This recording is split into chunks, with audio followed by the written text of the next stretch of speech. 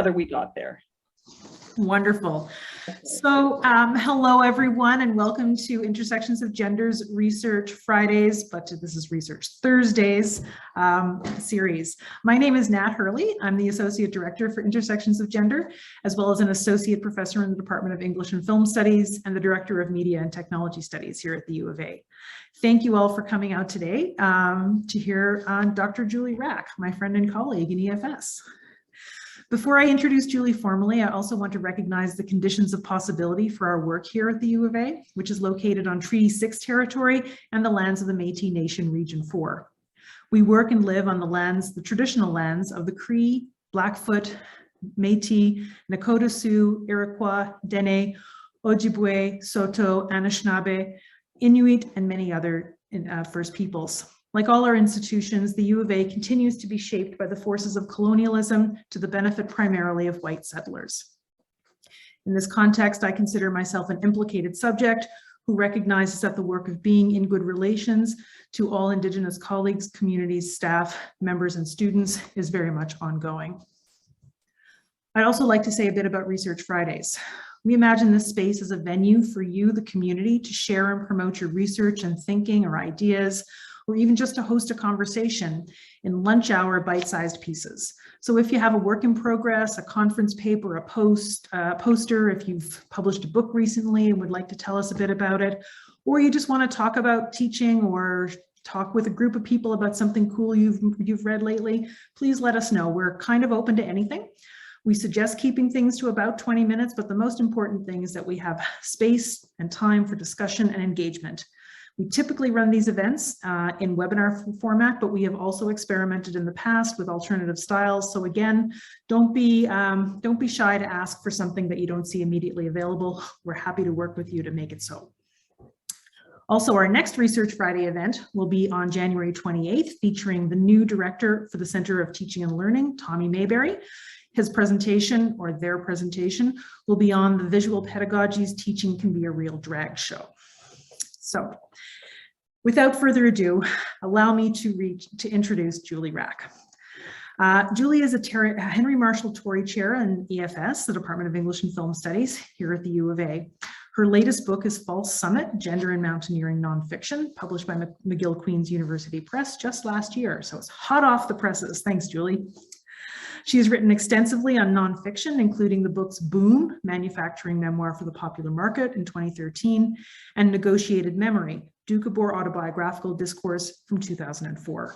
Her latest edited collection is the Identities volume of the Oxford Encyclopedia of Literary Theory in 2020, and with Sonia Boon, Candida Rifkind, Laurie McNeill, and other clever colleagues, she is writing the Routledge Introduction to Autobiography in Canada. So I'm going to turn things over immediately to Julie, who's going to talk to us today, as you can see from the screen, on Junko Tabei, Pan Duo, and intersectional approaches to mountaineering. Welcome, Julie, and take it away. Thank you so much. It's an honor to be introduced by Nat Hurley. It really is. And it's an honor to be able to do this talk within the auspices of the Intersections of Gender Research Excellence area. So I'm really excited for that. I should say, as part of my own land acknowledgement, that I'm on the land that was owned by the Gullion family. They are Métis people who were given this land by the Hudson's Bay Company, but they had to give it to an unscrupulous landowner in exchange for some bags of flour. And that heritage is wrong, and I acknowledge it, and I profit from it. So I've got some making up to do, don't I?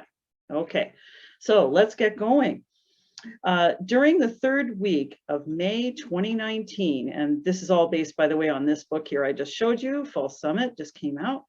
So here we go. We're going to start with Everest on the south side. I'm just going to put us in the corner here.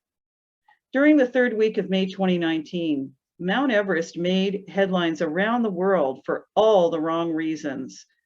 Climbers hoping to summit during a very narrow window of opportunity before the spring monsoon storms queued up on the summit ridge. And this is it's blurry, but this is a famous photograph of that moment.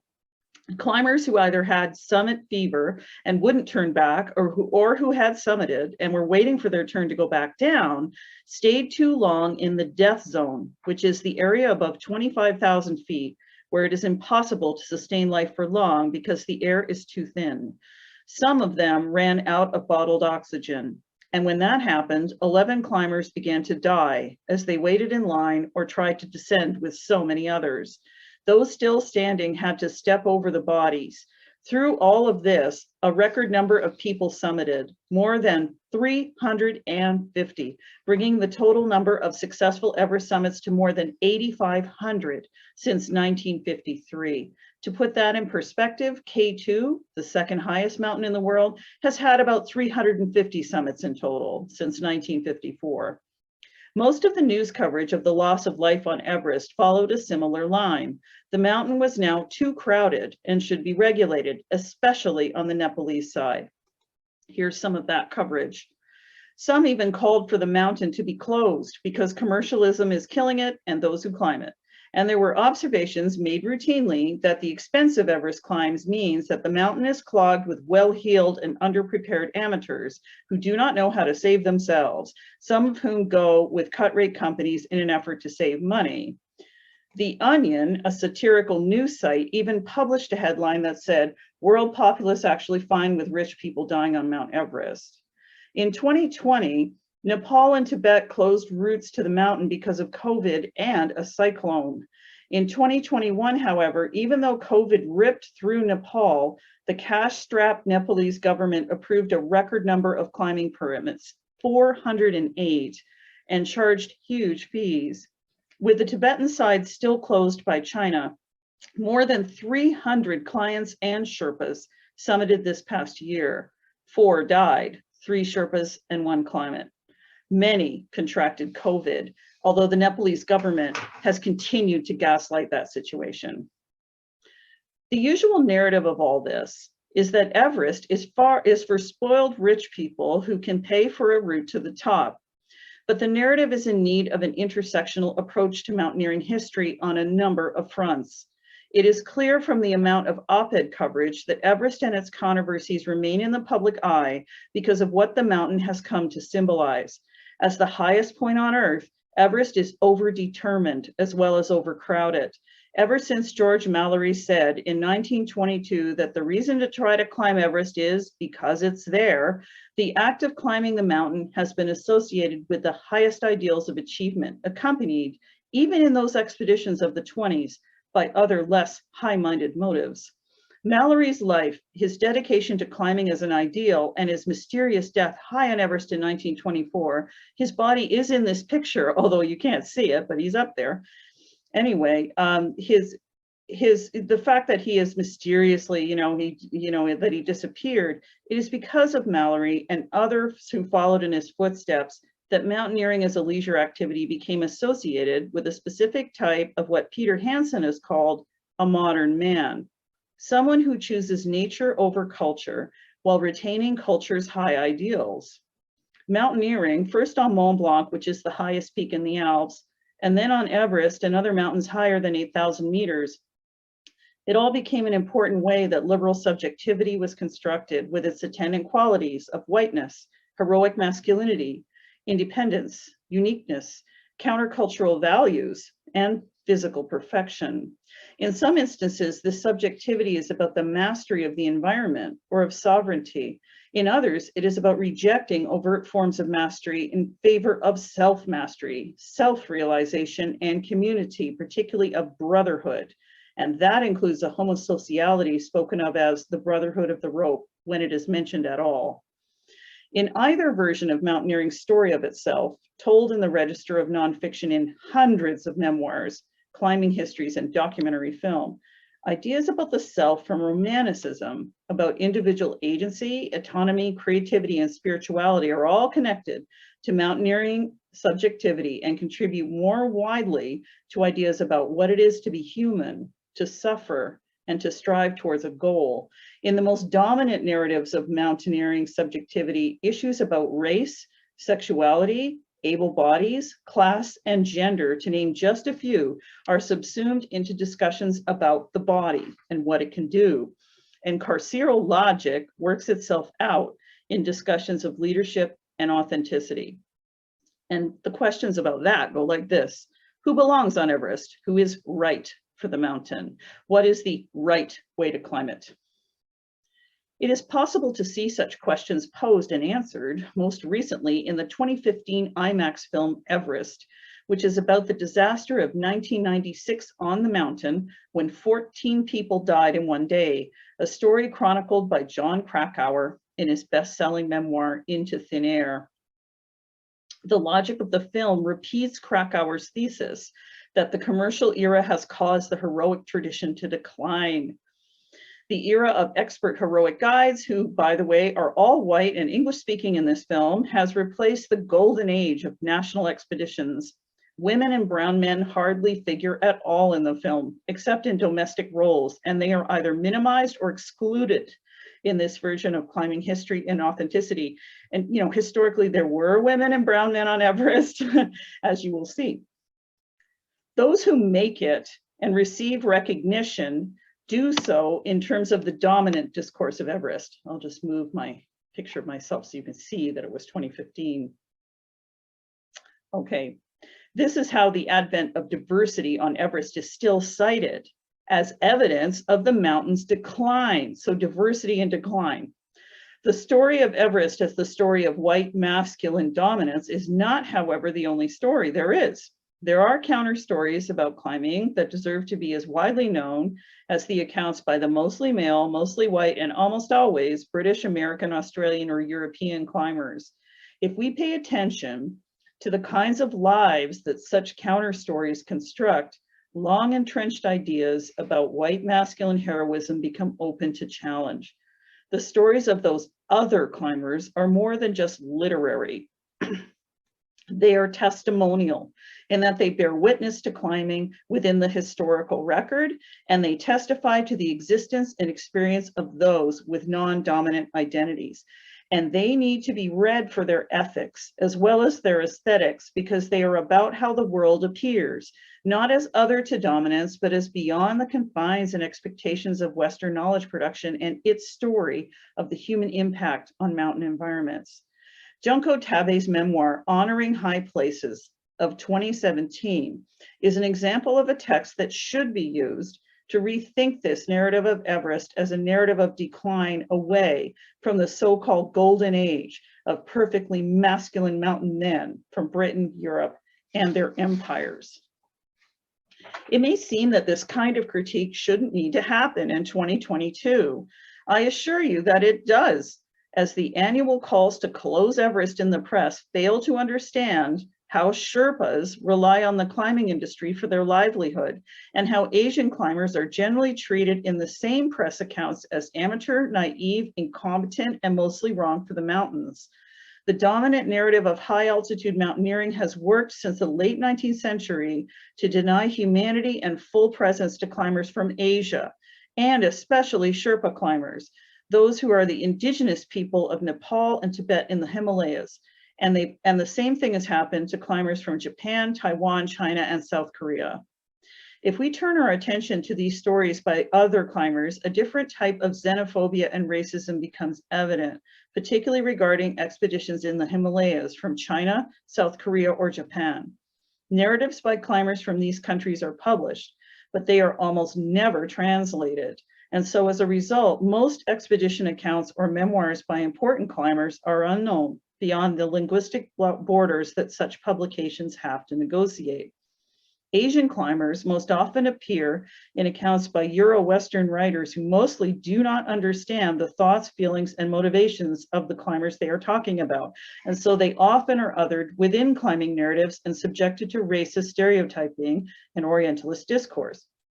For example, in his account, No Way Down, Life and Death on K2, about a 2010 disaster on the second highest mountain in the world, Graham Bowley sees the Korean team on the mountain as a throwback to the past without actually knowing anything about the team in question. And here's what he says: there was no doubt a distinction between the Korean and the Western American and European teams. In the modern mountaineering age, the Western expeditions no longer climbed for their country. That belonged to a different, old-fashioned era. In other words, the Korean team pictured here isn't modern. This is an Orientalist trope about Asia as timeless and somehow behind the West in development, repurposed here to show that they, but not Europeans, they don't belong. Bowley also represents the Korean team as too large, too inexperienced, too ambitious, and too collective because they had no leader to tell them to turn back. But he didn't interview any of the team members to see if his assumptions were correct. He didn't have to, because climbers from Asia are most often not spoken to in such accounts. They are spoken about. John Krakauer does much the same thing in Into Thin Air. In that book, he describes Taiwanese climber Gao Mingho, commonly called Makalu Gao, and here he is on the left and on the right with David Brashears. He describes him as overly ambitious, callous, a climber who almost died in the Everest 1996 disaster because of his incompetence.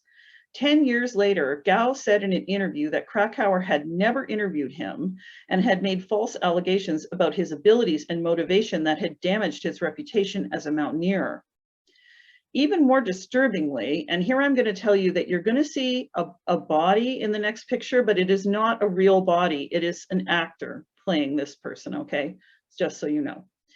Even more disturbingly, Krakauer represents Japanese climber Yasuko Namba, shown here on the left, and an actress playing her on the right, as the quintessential inexperienced client who represents the commercial era's worst sins. He calls her a taciturn banker, writing that she did not even know how to put on her own crampons, which are spikes climbers wear on the bottom of their mountaineering boots. Namba was one of the best high altitude climbers in Japan, who had climbed many high peaks, and so this observation is inaccurate. Her teammate, Lou Kishiski, calls her quiet and focused in his memoir, but Krakauer interprets her determination to climb Everest as problematic rather than praiseworthy. Into Thin Air ends with a picture of Namba losing her grip on the guide, trying to rescue her, sinking into the snow to wait for death, because as the guide says, she was so little. She is pictured as a victim in a tragic scene which denies her any agency. Because she is dead, she cannot speak against the way she has been depicted. In the case of China, which expropriated Tibet in the 20th century and which controls the main northern route up Everest, expedition accounts are either not translated from Chinese and so exist as little more than footnotes in climbing histories, or they are summarily dismissed as communist propaganda. This is evident in the story of Phantog, and I will be explaining this name shortly, the second woman to ascend Everest, which she did in 1975, just 11 days after Junko Tabei. Details about her are scanty. She was a guide for the Chinese team who led her own rope of climbers, and this is a marker of strength. She was the first climber to climb Everest almost without oxygen. This is never recorded because she was made by her team to use oxygen for 5 minutes before the last summit push. And this is why she's never talked about, but technically I think she actually did it. Everest historian Walt Unsworth merely refers to her as Mrs. Phantog. The origin of Mrs. as a form of address is unknown. I have tried to find this and I can't. All other historians follow suit and call her this. The Chinese account of the expedition, called Another Ascent of the World's Highest Peak, Chomolungma, is never referenced in English language histories of Everest. It is from this book that I have even the few details I provide here. Until recently, there was no other information available about her in accounts outside China, just a few photographs. But enter Japanese climber Junko Tabei. Tabei was the first woman to summit Everest. Her story is better known, but her position as Asian and female means she is not understood to be a serious climber by climbing historians and even by some other climbers. In his expedition account, Annapurna South Face, about his team's climb in 1970, legendary British climber Chris Bonington describes an encounter with a Japanese women's climbing team in this way. On the 30th of March, he says, another expedition arrived at our camp. This was the Japanese women's expedition to Annapurna 3, consisting of 9 petite ladies and 9 Sherpas to look after them. We entertained some of them with tea amidst giggles and clicking of camera shutters. Bonington describes these climbers as stereotyped Japanese tourists using Orientalist tropes. They are described as petite ladies, and so they're feminized. They snap pictures. And as women who might be climbers, but they're ultimately not to be taken seriously, they giggle. They are called girls. Sherpas need to look after them. A teammate later tries to see them actually, but is rebuffed by Sherpas. They are opposed in Bonington's view to the real mountaineers, who, it is implied, would not engage in this sort of thing and who are male in any case. But the Japanese climbers were hardly tourists. This team included Junko Tabei and its members, and they summited Annapurna 3, part of the mountain's huge and dangerous massif, in 1970, and they did it by an unclimbed route, becoming only the second team in history to get to the summit. Bonington does not even bother to find out who the individual climbers were, something he could have done because Tabei had a degree in English from Showa University and could have spoken to them. Junko Tabei and the history of Mount Everest fares a little better. Walt Unsworth, who, as I've mentioned, is the author of the definitive history of Everest, mentions the famous phrase by Albert Mummery about the descent of a mountain's prestige to an easy day for a lady, just before he discusses Phantog and Tabei, inferring that their achievement on Everest is more of a stunt ascent than a landmark climb, a sign of the mountain's decline from climbing milestone to tourist destination. It is a stunt ascent, presumably because the standard of what a landmark climb is never includes other kinds of barriers that can prevent a climbing life from even happening. Tabei is only the 36th person to ever summit Everest, the first person to summit Everest in the 1970s, the first Japanese person to climb Everest, and the first woman to climb all 7 summits, which are the highest summits on every continent. Until her death in 2017, she was a professional climber and the founder of organized women's climbing in Japan, as well as an environmental and anti-poverty activist. In recognition of her achievements, she has an asteroid and a mountain range on Pluto named after her. Despite this, she is almost always introduced in mountaineering history as a comic figure, and this is how she is, quote, a bespectacled ex-school teacher from Tokyo, unquote, as Unsworth called her, or more commonly as, quote, a Japanese housewife, unquote, a comment quite widely repeated by such climbing luminaries as Reinhold Messner, the first man to ascend Everest without oxygen and the first to climb the 7 summits. It becomes the only thing known about her, a phrase which first appeared in the Associated Press news report of her Everest climb, and from there it circulated in papers around the world. Tabei in English language publications is never represented as a serious climber in her own right. Her authenticity as a climber is denied her. By association, her ascent is pictured as less than serious, a stunt ascent by an amateur, not a leader or a pioneer. She is, after all, only a housewife. Well, not really.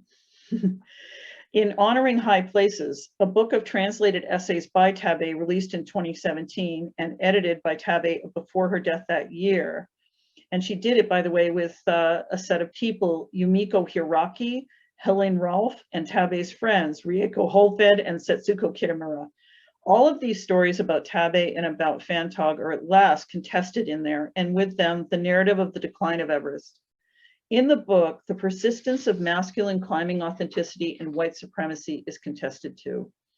The introduction by Tabei's friend and fellow climber Setsuko Kitamura swiftly dispenses with the stereotype of Tabei as an unserious or housewifely climber. And by the way, she wasn't a housewife. Actually, her husband looked after the kids while she would go and do this stuff, and he was a climber too.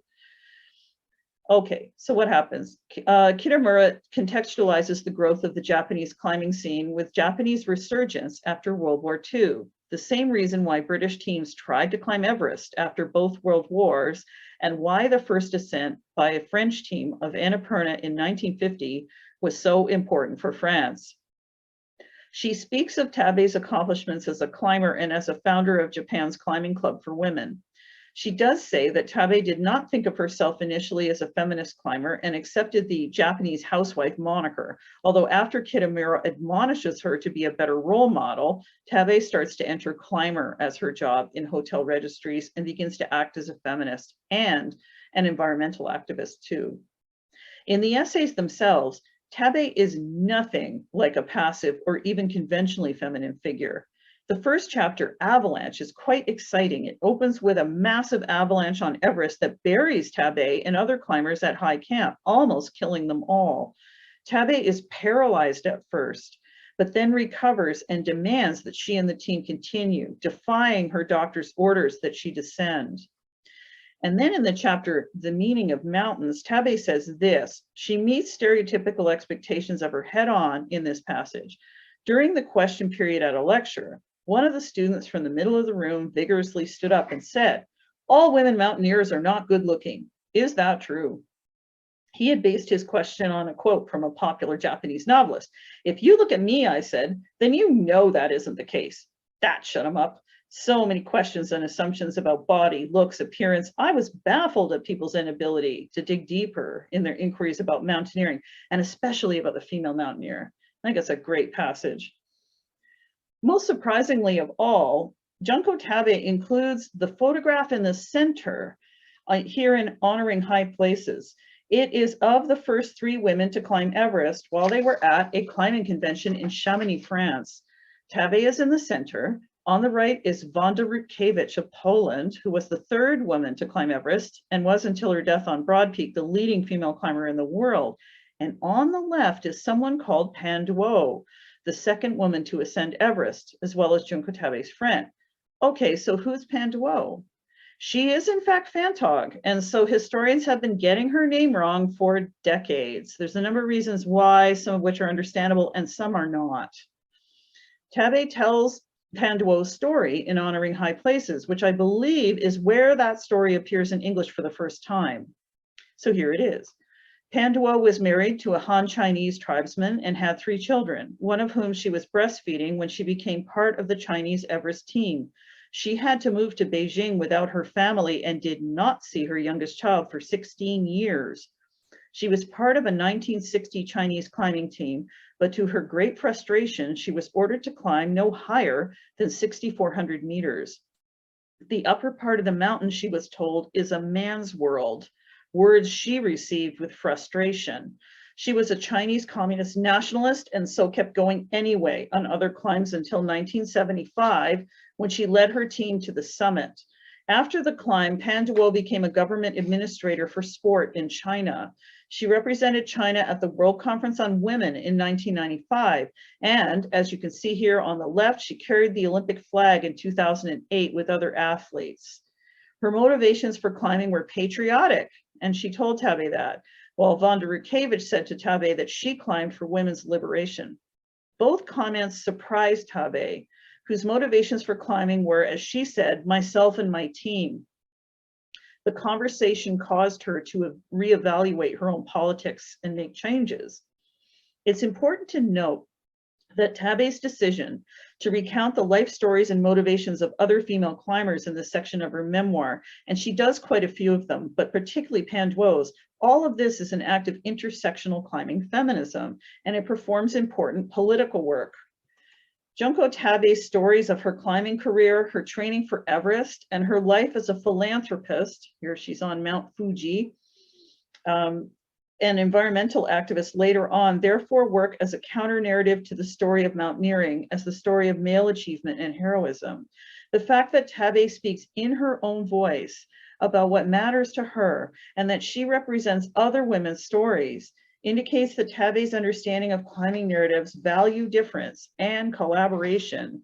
These stories can do much to combat the ongoing narratives of sexism and racism that circulate about Everest and to bring context for why and how people want to climb the highest mountains in the world. As Junko Tabei's friend Setsuko Kitamura says of her, in the period when Japanese women finally gained small wings, a woman less than 153 centimeters in height flapped her wings big time and became an important figure in mountaineering history. And there I'll end with special thanks to Yumiko Hiraki of Canmore, Alberta for information in this talk, as well as the Intersections of Gender Signature Research Area. Thank you. Thank you, Julie. What a wonderful, rich talk. We are open for questions. Of course, I always have questions, but I'm going to give the audience the first crack, as it were. Sure. Shirley, I see your hand is raised. Is this a leftover from earlier, or would you like to speak now? Or would you like to, I'll allow you to talk. There you go. It's a leftover from last time, sorry. Oh, okay. Do you want to? Thank you, Julie. That was a wonderful talk. Thanks, Shirley. Absolutely superb. I really enjoyed it. Thank you. Thank you so much. I really appreciate that a lot. I'm going to lower your hand then and disable talking. There are some chat things coming in. Well, maybe while people are thinking, Julie, I will ask my question. And as I was listening to you talk about these climbers whose name I mispronounced, and with apologies in my introduction, it occurs to me that we're so accustomed to thinking about intersectionality within our own particular context that I wonder, like, what does intersectionality mean in the context of Japan and China, and how to, like, do you know anything about the local cultures there? And it also makes me think about this, and I suspect you've thought about this in the context of your other work on nonfiction and autobiography, Julie. You know, how much our understanding of intersectionality implicitly presumes a white audience into which it intervenes.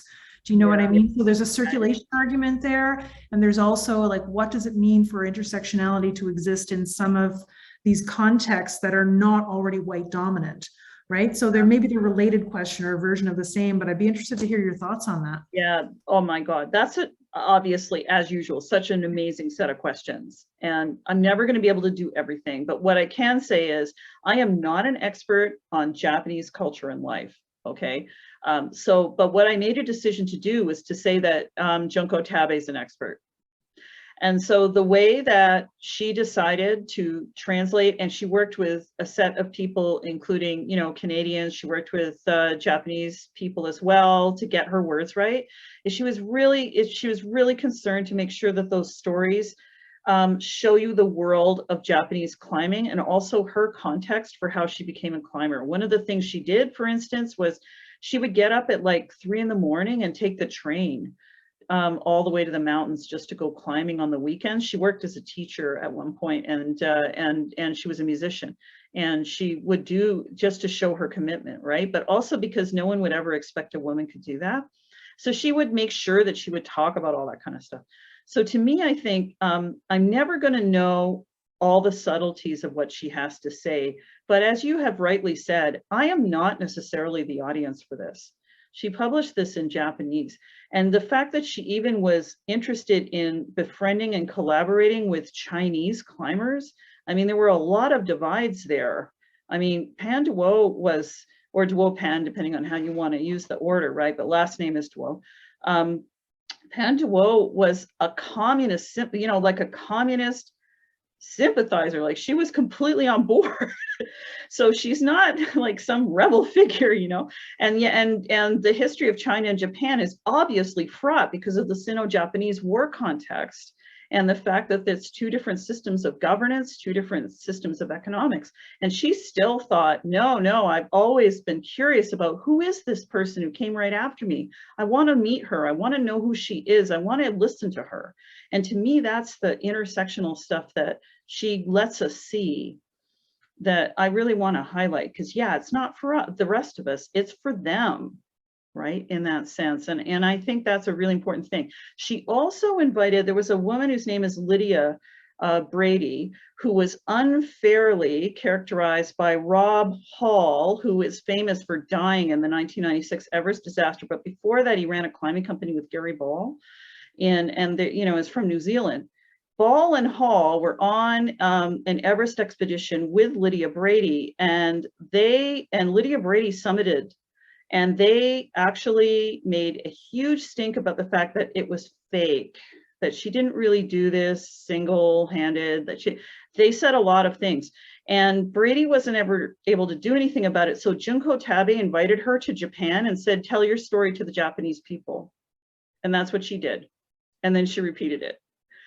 So she used her own position as a way to say, I am now going to create a counter story. And she did that for somebody who is, you know, a white woman, but who also was encountering serious amounts of sexism. And she decided she would work on it. And so that to me is an indication of her strategy. So yeah, Thanks so much, that much I can say. But any more than that, I think I'm going to let other people talk, because I think it's being able to just pay attention to stories that we have to do. Mm-hmm. Yeah.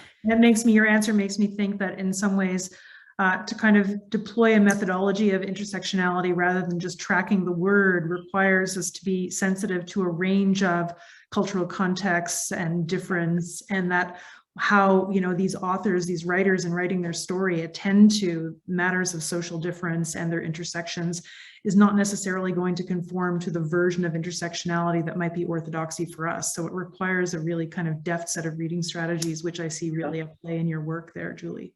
Thanks. I really appreciate it. I'm also going to point your attention to the chat if you want to pull up. There's a question here from Abby McIntyre, who asks you, I wonder what your thoughts are on 14 Peaks, Nothing is Impossible, the documentary that came out in 2021, if you've seen or heard it. I haven't seen it, but is it about this guy? Beyond Possible? Or is it another thing? I haven't seen it yet. Abby, I've unlocked your talking ability if you wanted to kind of speak back to Julie here. Hello, yes. It just came out right at the end of 2021, Okay. and it's about a group of Nepalese climbers who summit the 14 peaks above 8,000 meters. Yeah, it's this guy. It's Yes. probably based on this book here, which I am about to write about. So I need to see this documentary. Yeah, it was very well done, and it is that guy. I just have no idea how you pronounce his name. I would butcher it, but I would recommend the documentary. It was quite interesting. Another of our attendees, Alex Garcia, has also commented, who seems to have some knowledge of this figure in the chat as well. So I just unlocked your ability to talk too, Alex, if you wanted to add anything here about what you know to kind of share with Julie. Yeah, I really appreciate the talk. I think it's been excellent. The answer to the question, it is about Nimsdai or Nirmal Purja, Yep. the guy that wrote the book, and it's the Netflix series, the Netflix documentary is on him. I didn't exactly have a question, but I am aware of other projects that aim to diversify the high mountains. For example, I don't know if you've heard of the Full Circle Expedition, which is the project to have the first all-Black team summiting Everest. And I wonder what you think these things are doing to shape the mountaineering of the future. Wow, that's such a, again, huge and good question. I think that in the United States, Black Lives Matter affected mountaineering almost right away. So, you know, when the Black Lives Matter movement really took off in the US because of events in the United States, mountaineering began to examine itself in some ways. There are climbing companies and courses that are run for Black women and women who would identify as brown women. And trans people. So those kinds of opportunities are there.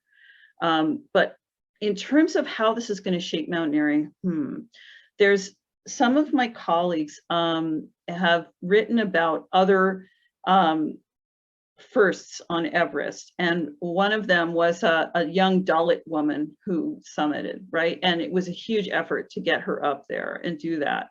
And but the elite climbing community understands Everest to be a tourist mountain at this point, even though it's actually difficult to climb Everest, and it still is because it's it's in 4,000 feet of it's in the death zone. So as I'm sure you know, so it's not like it's an easy day for anyone, including a lady. But I would say that one of the problems which I think is ongoing, is to understand what is achievement. So what is it? Is it that you climb something no one's ever climbed? Is it that you've done so? Is it that you actually climbed the equivalent of a cultural mountain to get there? Like, what is it? And I think that we're still working that out. And that's how I want climbing to change. Like, what does it mean to succeed? Needs to change in order for mountaineering to be actually more interesting, even as a culture as well as a sport.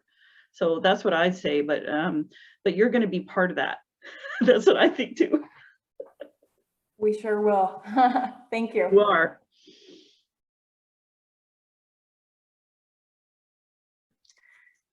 Thank you, Julie. Thank you, Alex.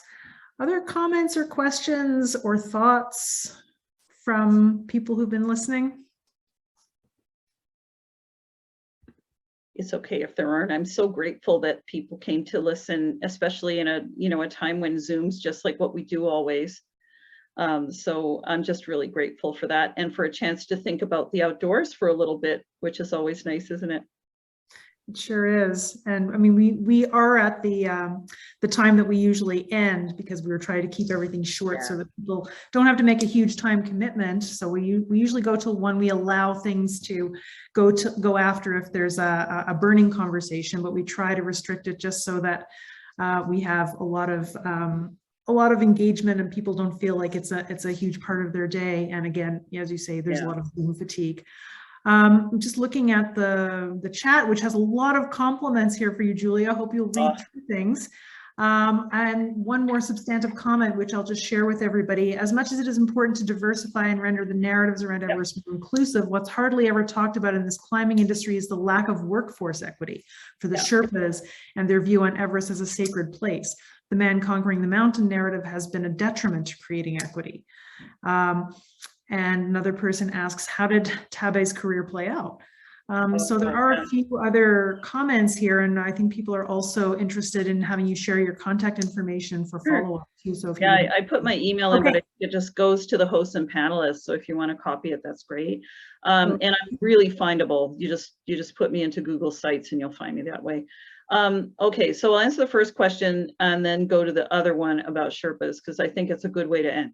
Tabei had a really interesting career. She founded formal women's climbing clubs in Japan, and partly because of experiencing sexism from Japanese male climbers, and so she actually continued to head up that work, and then she became a very visible anti-poverty and advocate, and a believer that if you taught young people to climb and go outside, especially in light of some of the disasters that hit Japan, for example, the tsunami.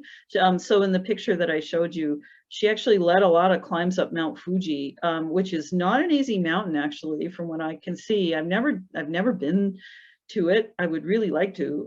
It would be really interesting to do, but she did that as a way to try to help youth, particularly who were affected by those disasters, deal with their situation, and also impoverished youth. So she did a lot of this. She did a lot of environmental work around water quality and around environmental preservation for mountaineering environments in Japan and internationally. So that's actually what happened. She became a spokesperson for those things, and also continued to climb professionally, because she was the first woman to climb the highest summit on every continent at a time when it was still really, really an achievement. It was really difficult to do. And so she did continue her climbing career as well. But as she got older, she did die of cancer in 2017, and she had been sick for some time. And so she really turned to writing right at the end of her life to try to tell her stories and make them known. So that's what I would say. And she had a family, and she had a husband who, like, from what I could see, she loved very, very much, and who she considered to be a full partner in the work she did. So that's what I'd say happened to her. Okay, so the question of Sherpa labor is so important. And in False Summit, I do talk about it to some extent, because I think it's really I would agree with the questioner. It's under discussed. We have documentary films that are being made of Sherpa people and of Sherpas, and also by Sherpa and Sherpani writers. And increasingly we're seeing them tell their own stories and talk about labor. That discourse around, oh, it's just rich people, or there's too many people up Everest. A lot of the people who are climbing Everest and summiting are Sherpas, because that's part of their job. And it is labor conditions. The Sherpa strike that the film Sherpa covers is about poor working conditions. And it's really important to realize that we're not just talking about some, spoiled clientele. We're talking about people's livelihoods, and that area has been altered forever by mountaineering. It was impoverished before that, and it still is. And you know, so I think that it's really important to let people from Nepal and Tibet say what they want to say about it, and represent in its fullness the complexity of that industry and what they think should happen. And yes, there are people who still will say, you know, this is a goddess, we cannot put our feet on this goddess, and you know, unless we do certain things, we have to do protocol and all of that, and that all has to get respected. Really important. And I would agree that discourse is not there enough, and we need to be able to respect and put it at the center. So, you know, I didn't do that with this particular talk. I wanted to focus on Junko Tabei because I think that there's less discussion, but you're right to highlight it. Absolutely. Thank you so much, Julie. And thank you so much to all of you for coming and listening and engaging in the chat and with your questions. This seems like a really nice point on which to end, the need to center the mountain and the labor of those who really work that land and work those spaces. So thank you so much, Julie, for sharing your work. As several people have said in the chat, one of the best book talks they've ever heard. So you know, we're in auspicious company here, and we're grateful for all the work you put into this and showcasing these stories. I want to remind you all again to join us if you can in 2 weeks from tomorrow for Tommy Mayberry's talk on visual pedagogy. And please sign up for the Intersections of Gender newsletter if you want to hear more about any of our events or activities. Rachel, maybe you can drop the email for subscription into the chat if you're still here. And we look forward to having you back and seeing you again. I will remind you, in case you know of anybody who might want to have a look at the talk later, we do record these events, and the recording, once it's been cleaned up a little bit, will be available through the Intersections of Gender website. And for you, Julie, if you want to share with any of your students or colleagues, we do find that when we get a lot of registrations, people can't always make it to the talk, but it turns out they go back and watch the event later. So it becomes a resource for the community to have. So again, I would also invite you, anybody else who would like to share their work in this venue, we would be delighted to have you, and we look forward to seeing you again. And thank you once more to Julie for sharing her wonderful work with us today. Stay well and warm, everybody, and we'll see you soon. Thanks, everybody. Thank you so much, Nat. Bye for now.